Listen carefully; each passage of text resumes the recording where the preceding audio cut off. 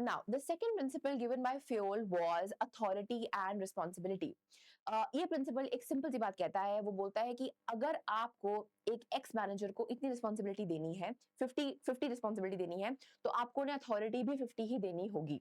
The authority has to match the responsibility, क्योंकि अगर आप किसी को रिस्पॉन्सिबिलिटी ज्यादा दे दोगे और अथॉरिटी कम दोगे, तो वो अपना काम नहीं कर पाएंगे, क्योंकि लोग उनकी बात ही नहीं सुनेंगे। और अगर आप किसी को रिस्पॉन्सिबिलिटी अथॉरिटी जो है वो बहुत ज्यादा दे दोगे और रिस्पॉन्सिबिलिटी जो है वो कम दे दोगे, तो they will ultimately abuse their authority and this will lead to abuse of power. तो आपकी ऑर्गेनाइजेशन में अथॉरिटी और रिस्पॉन्सिबिलिटी का एक परफेक्ट बैलेंस बनना चाहिए, जिससे हर चीज एफिशिएंटली परफॉर्म हो सके। Let us understand this in more detail. So Fayol says authority is the right to give orders and obtain obedience. Authority का क्या मतलब होता है? Authority कि किसी भी इंसान की मेरे ऑर्गेनाइजेशन में एक अथॉरिटी है। जैसे फॉर एग्जाम्पल, अगर आप लोग स्कूल में पढ़ने जाते हैं, तो अगर आपकी टीचर जो है वो क्लासरूम में आती है, मोस्टली इन इंडियन कल्चर हम ऐसा फॉलो करते हैं that all the students get up, they wish the teacher, they say good morning ma'am and they sit down.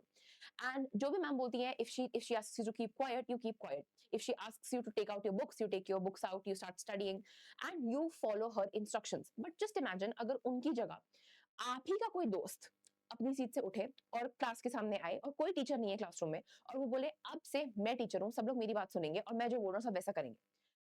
Tell me कितने लोग उस इंसान की बात सुनने वाले हैं? कोई भी नहीं सुनेगा। पीछे के जो बैक बेंचर्स होंगे वो उस बच्चे पे हंसेंगे, बाकी जो बच्चे होंगे उसके जो शायद जो फ्रेंड्स होंगे वो सब बोलेंगे यार प्लीज तू आके यहाँ पे वापस बैठ जा, you are making a fool of yourself. Nobody will listen to this kid, right? This is the basic concept of authority and responsibility. You listen to your teacher and you follow her instructions because she has certain authority in the classroom. उनको एक authority दी हुई है और इसीलिए उस authority की वजह से आप उनकी बात सुनते हैं। Authority is the right to give orders. First, she has been given the right by the school, by the principal of the school, by the management of the school कि वो आपको बता सके कि आपको क्या करना है। क्या अपनी टीचर को खड़े होकर आप कभी ये बोलते हैं कि मैम आपने बोला टेक आउट योर बुक्स, हम अपनी बुक्स क्यों निकालें? Why should we listen to you? नहीं, she has the right to give you that order. So that is the meaning of authority. Second, and obtain obedience. Right? She has the right to give you orders and she has the right to obtain obedience from you. ऐसा नहीं है कि अगर सिर्फ किसी को आपने right to give orders दे दिया, राइट टू गिव ऑर्डर्स देना ही काफी नहीं है, you have to also give them the right to obtain obedience. Obtain obedience का मतलब है, ओबीडियंट का मतलब होता है किसी भी चीज को फॉलो करना, सिंसियरिटी से और सिंसियर तरीके से किसी भी इंसान को या किसी भी ऑर्डर को फॉलो करना इज ओबीडियंस।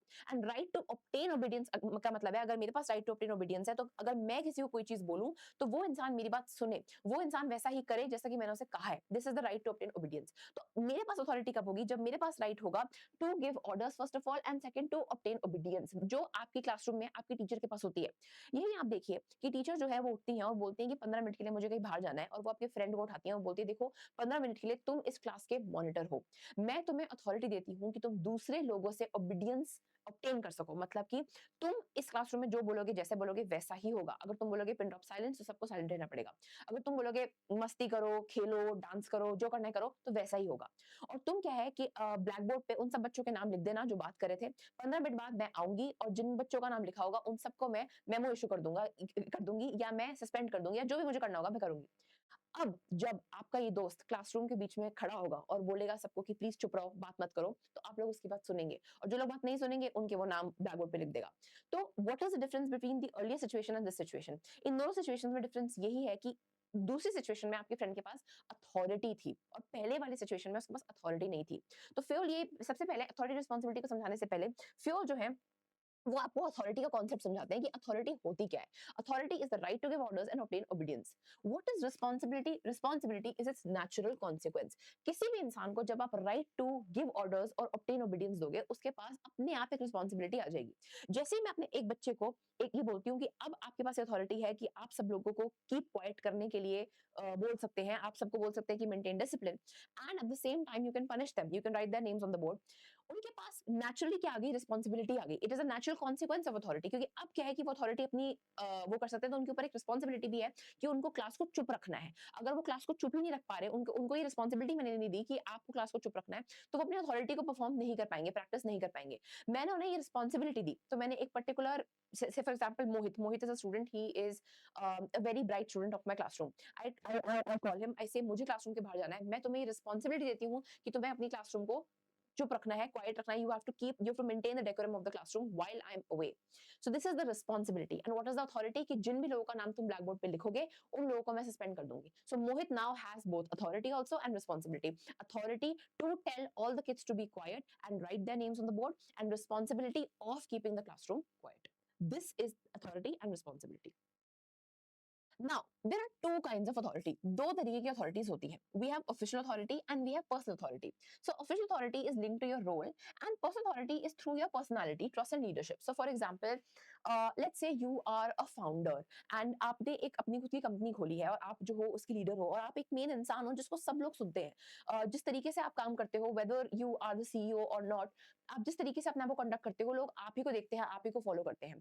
तो ये क्या है? ये पर्सनल अथॉरिटी है कि आपको अपनी खुद की एक्शंस इस तरीके से रखने हैं अपनी फर्म में कि लोग, क्योंकि आपको पता है कि लोग आपको देख रहे हैं, हर समय लोग आपको देख रहे हैं, they are looking towards you, they are looking up at you, and they are basically following you for every little thing that they do. तो आपको अपना पर्सनल कंडक्ट इतना अच्छा रखना है क्योंकि आपको पता है कि हर समय लोग आपको देख रहे हैं.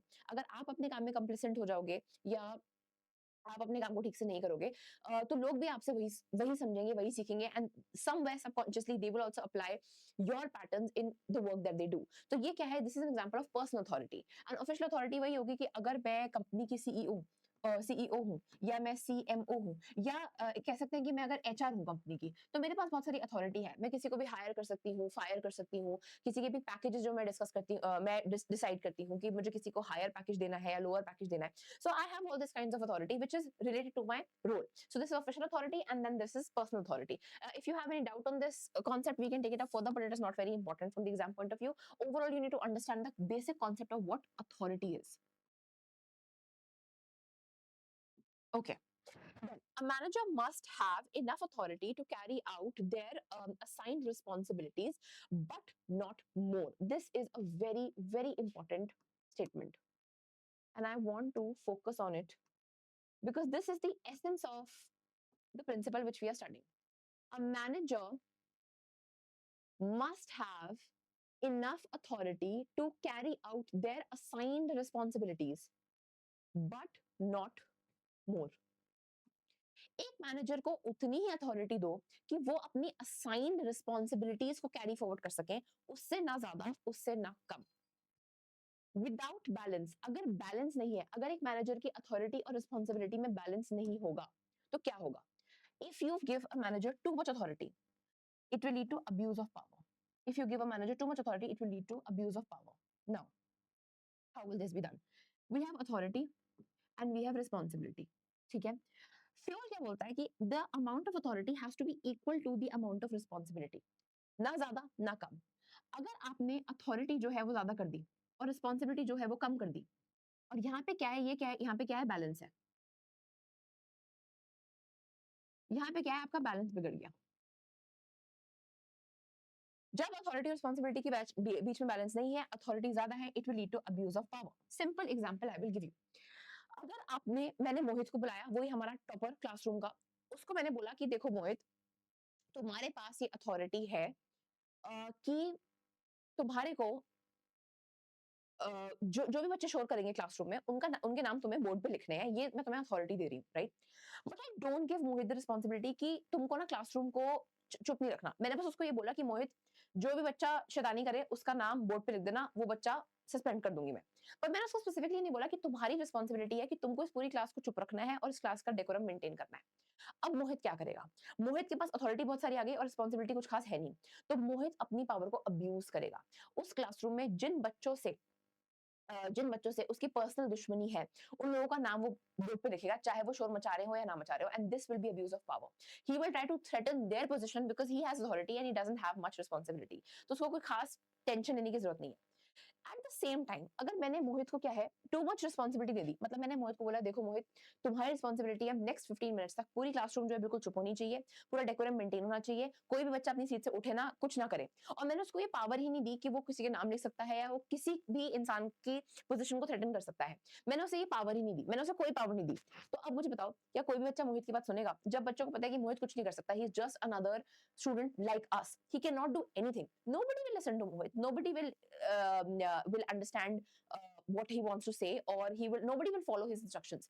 Or as I explained you in the beginning, authority is the right to give orders. So Mohit will be probably giving orders, but he won't have the right to give orders because nobody will listen to him. Or obtain obedience, he will not be able to obtain obedience from other people because he doesn't have the required authority.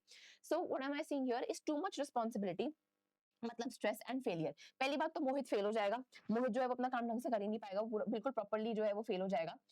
in basically maintaining the decorum of the classroom, he will not be able to maintain the decorum of the classroom, so he will fail।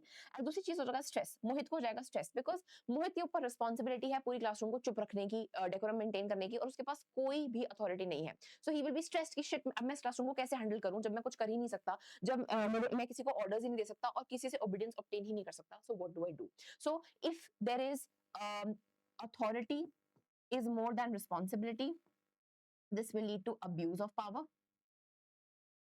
And if authority is less than responsibility, this will lead to stress plus failure because nobody will listen to you. Now एक छोटा सा example है आपके material में है जो कि बहुत अच्छा एग्जांपल है। So I would like to discuss the example in detail as well. Now what is this example? Let us understand.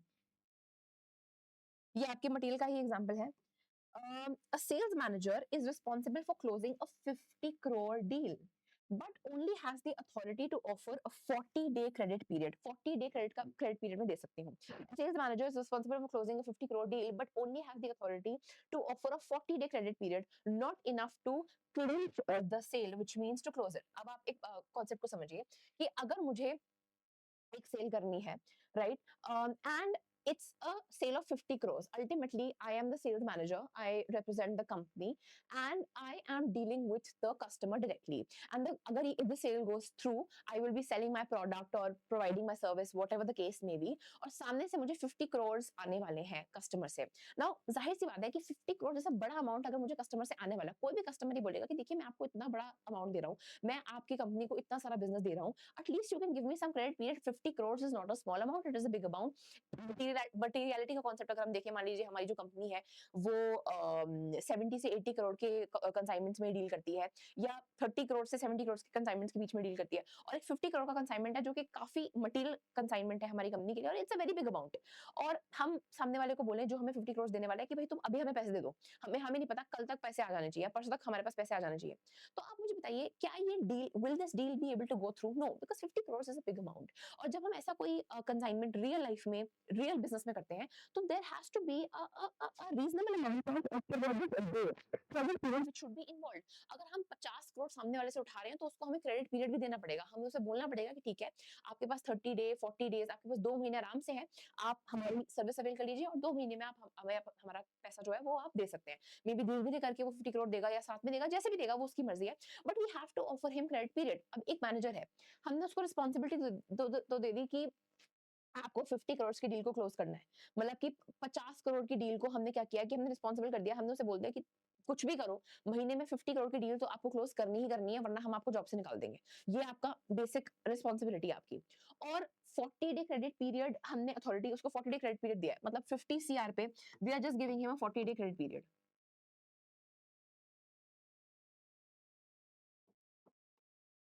जबकि जब हम इंडस्ट्री में जाते हैं, तो हमारी इंडस्ट्री में क्या होता है कि हर चीज के बेंचमार्क्स होते हैं। तो इंडस्ट्री का बेंचमार्क है कि 30 से 70 करोड़ की डील अगर आपको करनी है, तो आपको कम से कम 2 से 3 महीने का क्रेडिट पीरियड देना पड़ेगा। ये इंडस्ट्री का बेसिक है, ये सेट है कि अगर आपको इतनी डील्स करनी है, इस डील के बीच में कोई डील करनी है, तो आपको इतना क्रेडिट पीरियड देना ही पड़ेगा। वेयर एज़ अपने मैनेजर को पे आपने क्या किया, उसको रिस्पांसिबिलिटी दे दी आपने कि भैया 50 करोड़ की डील तो करनी ही पड़ेगी महीने में, वरना आप नहीं करोगे तो हम आपको जॉब से निकाल देंगे। और क्रेडिट पीरियड आपने दिया 40 उसका। So this is authority and this is responsibility. Authority आपने कम कर दी और रिस्पांसिबिलिटी आपने बढ़ा दी। सो मैंने क्या सिखाया था, when authority is less and responsibility is more, it will lead to stress and it will lead to failure. Obviously the manager will fail, जब बार बार वो मार्केट में जाएगा और लोगों से बोलेगा कि 50 करोड़ की डील जो है मुझे क्लोज करनी है, लोग इंटरेस्टेड भी होंगे, लोग आएंगे, उनसे बात करेंगे, उनसे एसोसिएट करेंगे, and ultimately our manager will say what, keep sir 40 days में आपको पैसे देने पड़ेंगे, and the customer will say कि सर इंडस्ट्री में जाके देखिए 2 से 3 महीने तो हर बिजनेस दे रहा है, 40 डेज तो बहुत ही कम आप बोल रहे हैं।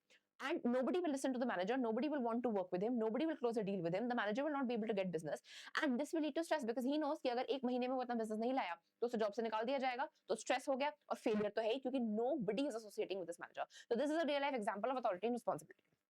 Let's move ahead and let's understand this in more detail. So again, now this is a very interesting example from the Mahabharat. Mahabharat से हम कैसे समझ सकते हैं authority और responsibility का concept. देखिए friends, ये मेरा सबसे favorite example है from the Mahabharat which I've taken. I've taken numerous examples of the Mahabharat to understand or make you understand various principles of management, but this is by far my most favorite, and I'll tell you why and how. Mahabharat में एक character था कर्ण का. कर्ण का एक character था who was basically a Kunti Putra. He was a Surya Putra, and he was the son of God, right? But ultimately, क्योंकि उसकी mother ने उसे claim नहीं किया था, and he was brought up by two very normal people, very common people. He was brought up like a common person, and he was never ever given the recognition that he truly deserved. वो था तो एक Prince, वो था तो एक God का बेटा, वो था तो कोई ऐसा इंसान जिसको बहुत रिस्पॉन्सिबिलिटी मिलनी चाहिए थी लाइफ में, बहुत अथॉरिटी और रिस्पेक्ट मिलनी चाहिए थी, पर उसे कभी भी वो रिस्पेक्ट नहीं मिली अपनी जिंदगी में. और इसलिए जब वो हमारी महाभारत में एंटर होता है, जब वो इन कांटेक्ट आता है with the Kauravas and the Pandavas, and Duryodhan is obviously very fond of him. Duryodhan is obviously the main king of Hastinapur for the time being, or the main leader of Hastinapur for the time being, or the main prince who is in command or in control because he's the eldest brother. Duryodhan is in awe of Karna. Duryodhan wants Karna to be a part of the Kaurav, you know, army, and he wants Karn to lead, and he wants other people to follow Karn. But कोई भी इंसान ना कर्ण को seriously नहीं लेता था, because यहाँ पे कर्ण की सिचुएशन में क्या है, कर्ण के पास क्या है, दुर्योधन कर्ण को रिस्पॉन्सिबिलिटी तो देना चाहता है, लेकिन कर्ण के पास अथॉरिटी नहीं है. कोई भी इंसान कर्ण की बात क्यों सुने. मैंने क्या सिखाया था आपको पहले कि authority is what is authority. Authority is the right to give orders and obtain obedience. And Karn did not have the right to give orders and obtain obedience because nobody would listen to Karn. Why would anybody listen to Karn? लोग ये बोलते हैं कि कर्ण है कौन, हम दुर्योधन की बात सुनेंगे because दुर्योधन प्रिंस है, दुर्योधन किंग है, Duryodhan comes from a royal lineage. But Karn is just another normal person. Why should we listen to Karn? He had the ability, Duryodhan saw his ability, but nobody would listen to him, so he did not have what? He did not have the authority. Responsibility थी उसके पास, responsibility Duryodhan ने उसे दे दी थी, but authority नहीं थी. तो फिर दुर्योधन ने क्या किया, दुर्योधन ने कर्ण को एक राज्य था छोटा सा अंगा. Within Hastinapur, there was a small area, a small kingdom, एक small अपना area था जिसका नाम था अंगा. Duryodhan made Karn the king of Anga, and then after Karn became king, then he announced कि देखिए अब ये राजा है अंगा का और आपको इसके बाद सुननी पड़ेगी क्योंकि ये यहाँ का राजा है. तो दुर्योधन ने क्या किया, रिस्पॉन्सिबिलिटी तो कर्ण के पास थी, लेकिन उसने उतनी अथॉरिटी भी दे दी. अल्टीमेटली उसने कर्ण को वो अथॉरिटी दे दी जब उसने कर्ण को किंग ऑफ अंगा बनाया, which is exactly the concept which I have discussed here. So before the war, Duryodhan grants Karna kingship of Anga. Kingship मतलब क्या है, he makes Karna the king of Anga.